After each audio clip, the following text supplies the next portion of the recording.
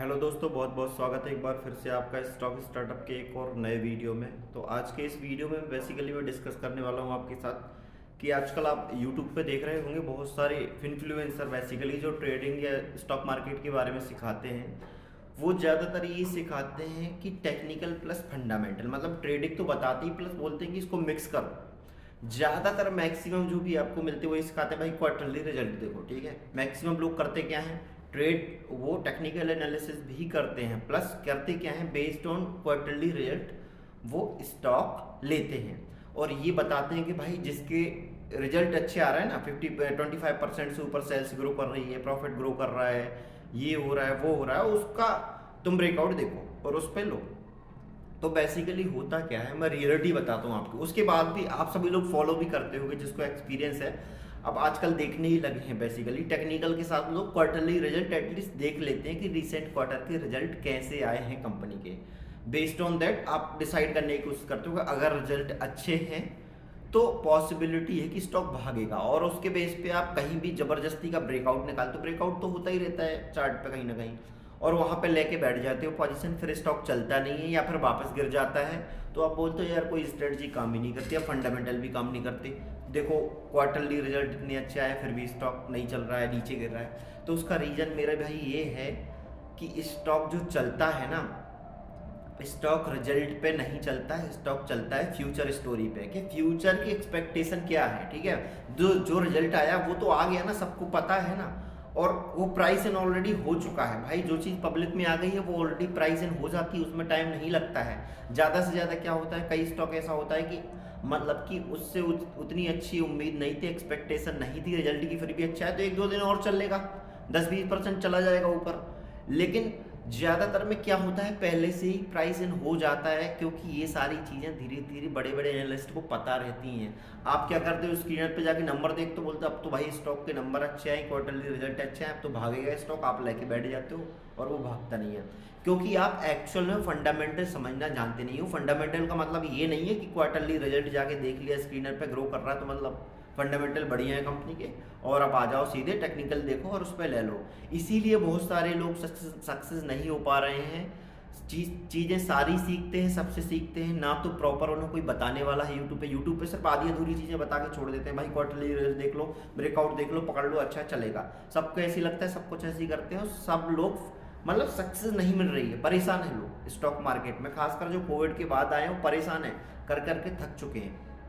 तो होता क्या है बेसिकली, फंडामेंटल का मतलब केवल क्वार्टरली रिजल्ट देखना नहीं होता। मैंने फिर से बोल रहा हूँ, हमें फंडामेंटल का मतलब ये है कि जब भी किसी कंपनी का क्वार्टरली रिजल्ट आप देख रहे हो तो उसके कॉन कॉल को पढ़ो, उसकी ट्रांसक्राइब मतलब कि उसका जो पीडीएफ वर्जन दिया रहता है स्क्रीनर पर उसको पढ़ो, और प्लस बिजनेस मॉडल भी समझने की कोशिश करो। ये नंबर बाद में देख लेना, नंबर मतलब एक नज़र मार लो कि अच्छे आ रहे हैं, नंबर अच्छे आ रहे हैं, ठीक है अभी तक अच्छे आए, लेकिन आगे क्या संभावना है, इंडस्ट्री में क्या दिख रहा है आपको, जो जिस सेक्टर का वो स्टॉक है उसमें क्या चल रहा है, थोड़ी बहुत जानकारी। उसके साथ साथ फिर उसके कॉन कॉल को पढ़ो कि जो मैनेजमेंट है उसका क्या आगे का फ्यूचर का उन्होंने क्या बोला है, क्या गाइडेंस दी है, क्या लगता है आपको, बिजनेस समझ में आता है क्या फंडामेंटल में कि वो कंपनी करती क्या है, क्या बेचती है, प्रोडक्ट सर्विस क्या बनाती है, कैसे प्रॉफिट बनाती है। ये सारी चीज़ें थोड़ी थोड़ी समझोगे ना, कि पहली बात तो कंपनी का बिजनेस मॉडल समझो कि बेसिकली कंपनी करती क्या है, बेचती क्या है, ठीक है, पैसा कैसे बनाती है, ठीक है। फिर उसके बाद एक कॉन कॉल वगैरह पढ़ के देखो, पीपीटी भी पढ़ो उसकी जिसमें दिया रहता है बिजनेस के बारे में, जहाँ से तुम्हें बिजनेस का मॉडल समझ में आएगा। फिर कॉन कॉल पढ़ो कि मैनेजमेंट ने क्या बोला है, कोई गाइडेंस दी है क्या आगे की, या फिर ये बोला है कि भाई क्या ग्रोथ है आगे की, उसके बिहाफ पे उसके बेसिस पे ही डिसाइड होता है आगे की क्या स्टोरी बनती है स्टॉक में और क्या स्टॉक चलेगा या नहीं। जो क्वार्टरली रिजल्ट आ चुके हैं उसके बेस पे स्टॉक नहीं चलेगा। बहुत सारे लोग यही गलती करते हैं कि रिसेंट क्वार्टर के रिजल्ट देख लेते हैं, अच्छे होते हैं, पोजीशन लेके बैठ जाते हैं। तो देखिए स्टॉक खाली रिजल्ट क्वार्टरली रिजल्ट पे नहीं चलता। अगर इतना आसान होता तो सभी लोगों के पास अवेलेबल है तो इन्फॉर्मेशन, क्वार्टरली रिजल्ट देख लो, एक फिल्टर लगाओ उसमें क्वेरी और देख लो जिसके भी सेल्स और प्रॉफिट ग्रो कर रहे हैं उसमें एंट्री बना लो, चलेंगे। ऐसा नहीं होता है ना। फ्यूचर में क्या स्टोरी बनती है उस स्टॉक की, उस पर डिपेंड करता है कि स्टॉक चलेगा कि नहीं चलेगा। तो आपकी फ्यूचर की स्टोरी आइडेंटिफाई करने के लिए थोड़ी कंपनी की डिटेल में जाना पड़ेगा, बिजनेस मॉडल समझना पड़ेगा कि किस तरीके से कंपनी सेल्स कर रही है, किस तरीके से प्रॉफिट बना रही है, वैल्यू ग्रोथ से या वॉल्यूम ग्रोथ से, सारी चीज़ें आपको सीखनी पड़ेगी जो मैं आगे धीरे धीरे बताऊंगा। प्लस आगे की क्या एक्सपेक्टेशन है उसके बेस पे ही स्टॉक चलेगा। प्लस आपका जो टेक्निकल है उसके बेस पे आप एंट्री डिसाइड करोगे कहाँ आपको स्टॉक लेना है, कैसे लेना है। लेकिन खाली नंबर देख लेने से स्टॉक नहीं चलता। ये भी एक रीजन के बहुत सारे लोग ऐसे लेट होते हैं क्योंकि वो ओवर कॉन्फिडेंस में आ जाते हैं।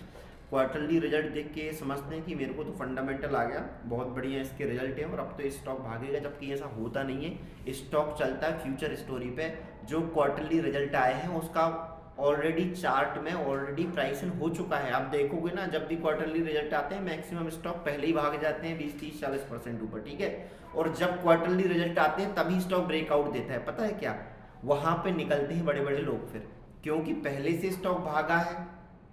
क्वार्टरली रिजल्ट अच्छे आने वाले थे, वो एनालिसिस को पता था स्टोरी का, ठीक है, क्योंकि वो सब करते हैं एनालिसिस। और अब जब क्वार्टरली रिजल्ट अच्छा आ गया है तो वहां पे ब्रेकआउट होगा। ब्रेकआउट होगा तो जितने भी रिटेल ट्रेडर हैं जो अभी नए नए सीखे हैं कि भाई क्वार्टरली रिजल्ट देखो, टेक्निकल पे ब्रेकआउट देखो, बस हो गया, और वहां पे स्टॉक लेते हैं। जबकि वहां पे अब अगर आगे कोई फ्यूचर स्टोरी नहीं है तो बड़े बड़े लोग हैं जिन्होंने नीचे लिया था फ्यूचर स्टोरी देख के, अगर आगे कोई फ्यूचर स्टोरी उन्हें नहीं दिख रही है, आगे कुछ ग्रोथ नहीं दिख रही, तो वहां पे वो सेल करते हैं, डिस्ट्रीब्यूट करते हैं। वहां पे आपके ऐसे लिट होंगे, ब्रेकआउट फेल होगा, सब होगा, और आप बोलोगे फिर कि यार इतना अच्छा ब्रेकआउट था, वॉल्यूम भी बढ़िया था, रिजल्ट भी अच्छे थे, उसके बाद भी ब्रेकआउट फेल हो गया। तो ये होता है वहां पे डिस्ट्रीब्यूशन। आपको जहां पे आपको एंटर करना होता है ना, जहां पे आपको निकलना होता है, वहां पे आप एंट्री कर रहे हो तो बेस्ड ऑन आपके जो ये एनालिसिस है ना, फंडामेंटल और टेक्निकल, टेक्नो फंडा इन्वेस्टिंग जिसको बोलते हैं, इसके बेस पे।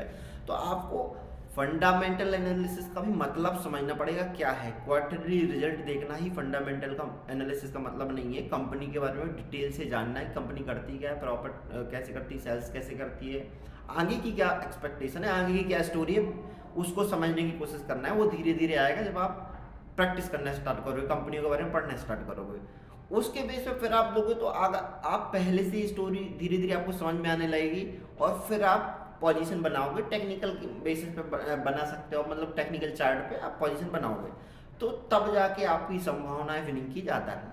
तो आप गलती कहाँ करते हो, गलत टाइम पे एंट्री करते हो, जब स्टोरी ऑलरेडी कंप्लीट हो जाती है।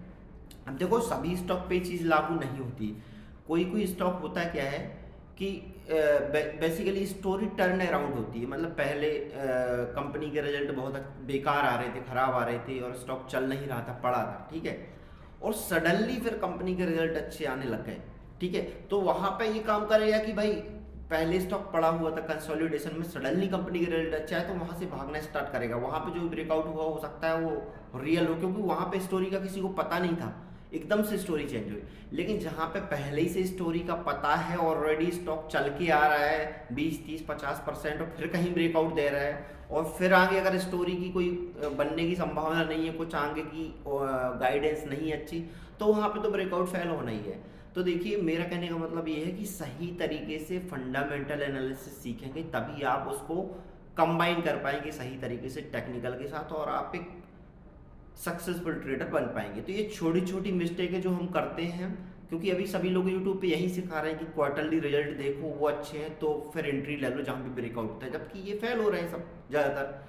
क्यों? क्योंकि आगे का पता ही नहीं, आपने क्वार्टरली रिजल्ट देख लिया, वो तो पब्लिक इन्फॉर्मेशन है ना, सबको पता है, इन्हें हो गई वो न्यूज़। ज़्यादा से ज़्यादा क्या होगा, कोई कोई स्टॉक में ऐसा होता है कि रिजल्ट आने के बाद 1-2 दिन भाग जाएगा, हो गया ना, उसके बाद तो अगर आगे ही स्टोरी क्लियर नहीं होगी तो फिर वहीं आ जाएगा वापस, वहीं पड़ा रहेगा स्टॉक। तो आगे की स्टोरी समझने की कोशिश करो, आगे का माहौल समझने की कोशिश करो स्टॉक में कि क्या होने वाला है, इंडस्ट्री में क्या होने वाला है, सेक्टर में क्या होने वाला है, तब आपको समझ में आएगा और कॉन्फिडेंस भी आएगा, और फिर आप की जो ट्रेड है वो सक्सेस के रेट ज़्यादा होंगे, मतलब विन रेट ज़्यादा हो जाएगा आपका। तो ये छोटी छोटी चीज़ें मैं आपको आने वाली वीडियोस में सिखाऊंगा कि किस तरीके से हमें फंडामेंटली एक कंपनी को पढ़ना है, समझना है, और उसके साथ किस तरीके से आपके पोजिशनल ट्रेडिंग में कंबाइन करना है, या स्विंग ट्रेडिंग में तो उसका कोई मतलब नहीं है। पोजीशन जो बनाते हो आप थोड़ी 1-2 महीने के लिए, जिसमें आप 20-30-40% या जो भी ट्रेल करके जो मिले टारगेट उसमें, तो उस तरीके से कैसे इसको कंबाइन करना है और अच्छे प्रॉफिट जहाँ पे आप बना सकते हो। तो मैं आगे चल के आपके साथ इसी तरह का नॉलेज और भी शेयर करूँगा। तो अगर आपको ये वीडियो अच्छा लगा हो तो चैनल को सब्सक्राइब कर लेना स्टॉक स्टार्टअप को, और वीडियो को लाइक ज़रूर करना। बहुत बहुत धन्यवाद दोस्तों।